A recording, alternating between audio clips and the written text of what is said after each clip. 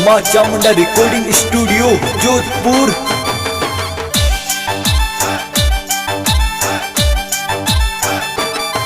और राखड़ी पूनम रा बेना बिरसर राखड़ी लावे जी। और मदन सिंह गिरधर सिंह बेना राखी लावे जी। और सुगना बैसा दुर्गा बैसा प्यारी राखी लावू जी। और खीब सिंह छगन सिंह आवो राखी बांधू जी। सुआ बैसा आवो थे तो राखी जोर बांधू जी। और भाई बहन रो त्योहार तो प्यारो घड़ो कई जी। अरे हनुमान सिंह बजरंग सिंह भतीज प्यारा कई जी। अरे पवन सिंह भतीज तो भुआ सार लाडला कई जी। अरे गाँव चामुंडारी माहे राखी जोर मनावो जी। अरे राखी पूनम ने बेना तो बीरो सारी वाटा जोवे जी।